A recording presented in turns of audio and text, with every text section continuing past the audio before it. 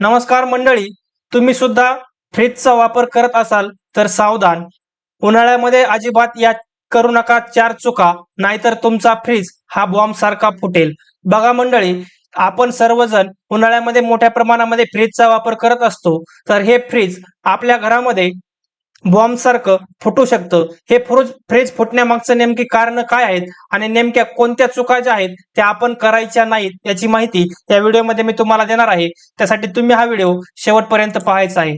बघा, कडक उन्हाळा सुरू होण्यापूर्वी घरातील रेफ्रिजरेटर आपल्यासाठी खूप महत्वाचे असते. दूध, भाज्या, पाणी, औषध थंड ठेवण्यासाठी ते दिवस रात्र काम करते. पण बहुतेक लोकांना माहिती नाही की थोडासा निष्काळजीपणा हा फ्रीजला मृत्यू बनवू शकतो. बघा मंडळी, आपण उन्हाळ्यामध्ये सर्वच जण फ्रीजचा वापर हा अनेक वेगवेगळ्या कारणांसाठी करत असतो. परंतु थोडासा आपला निष्काळजीपणा जर झाला तर फ्रीज हे आपल्या मृत्यूचं कारण बनू शकतं. छोटा आवाज, हळू थंड होणे किंवा मागे जास्त गरम होणे याकडे आपण दुर्लक्ष करतो आणि म्हणतो चालतोय ना, असू दे की मग. पण ही चूक महागात पडू शकते. बघा मंडळी, आपल्या फ्रीजमध्ये छोटा आवाज येणं, फ्रीज हळू थंड होणे किंवा माग जास्त गरम होणे याकडे आपण दुर्लक्ष करतो आणि काय म्हणतो की चालतोय ना, असू देत, चालू दे.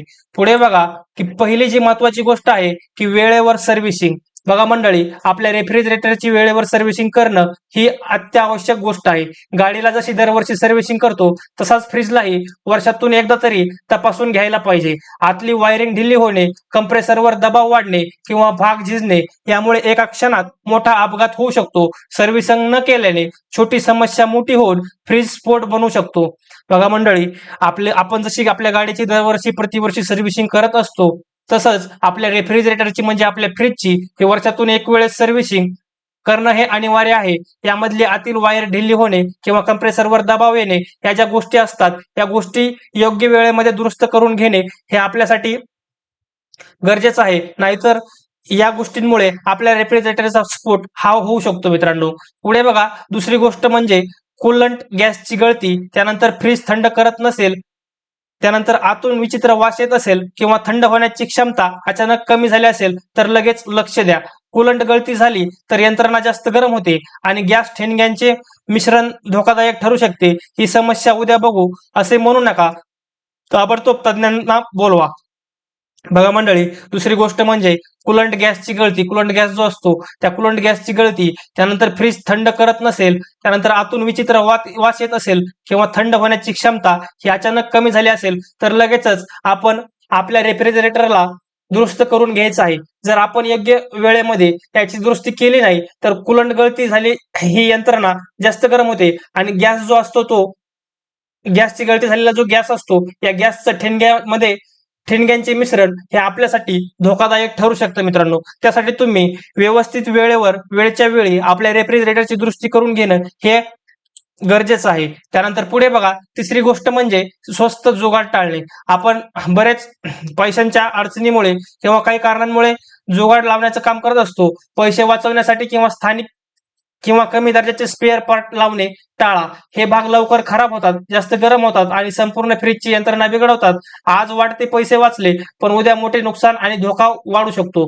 बघा मंडळी, तिसरी गोष्ट जी आहे, आपण काही पण जुगाड करून पैसे वाचवण्यासाठी किंवा कमी दर्जाचे स्पेअर पार्ट लावतो आणि हे जे स्पेअर पार्ट असतात हे लवकर खराब होतात आणि जास्त गरम होतात आणि फ्रीजची पूर्णपणे यंत्रणा हे बिघडवत असतात आणि ही यंत्रणा बिघडल्यामुळे आपल्या फ्रीजचा स्फोट हा होऊ शकतो आणि त्याचं मोठं नुकसान हे आपल्याला भोगावं लागू शकतं. चौथीची सर्वात सोपी गोष्ट आहे ती म्हणजे स्मार्ट वापर. फ्रीज मधून जळल्याचा वास किंवा असामान्य आवाज किंवा ठिणग्या दिसल्या तर तात्काळ प्लग काढून टाका. दररोज छोटे छोटे लक्ष द्या. दरवाजा व्यवस्थित बंद करा. आत जास्त सामान भरू नका आणि मागची जागा स्वच्छ ठेवा, जेणेकरून हवा खेळती राहील. बघा, आपल्यासाठी एक अतिशय महत्वाची गोष्ट असणार आहे की स्मार्ट वापर. आपल्या फ्रीजचा तुम्ही स्मार्ट वापर करायचा आहे. त्यामध्ये फ्रीज मधून जळाल्याचा वास आला किंवा असामान्य आवाज तुम्हाला वाटला किंवा ठिणग्या दिसल्या तर तात्काळ तुम्ही फ्रीजचे प्लग हे काढून टाकायचं आहे आणि त्याचसोबत दररोज छोटे छोटे लक्ष द्या. दरवाजा व्यवस्थित बंद करायचा आहे. आत जास्त सामान भरायचं नाहीये आणि मागची जी जागा आहे ती स्वच्छ करून ठेवायची आहे. त्यामध्ये हवा खेळती राहिली पाहिजे. असे झाले तर तुमचा फ्रीज हा धोक्यापासून वाचू शकतो. अन्यथा तुम्ही या गोष्टींकडे जर दुर्लक्ष केलं तर तुमचा सुद्धा फ्रीजचा स्फोट हा होऊ शकतो बांधवांनो. त्यानंतर बघा, उन्हाळा येण्यापूर्वी फक्त थोडे लक्ष दिले तर तुमचा फ्रीज वर्षानुवर्ष सुरक्षित राहील आणि तुमच्या कुटुंबालाही धोका टळेल.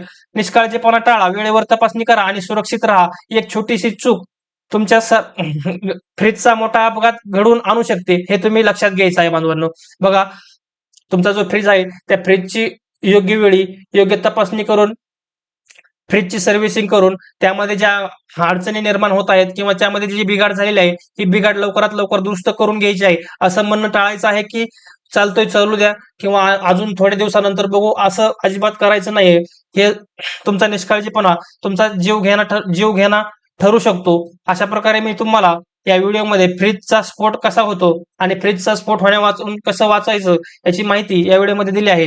व्हिडिओ आवडला असेल तर व्हिडिओला लाईक करा आणि चॅनलला सबस्क्राईब करा. धन्यवाद.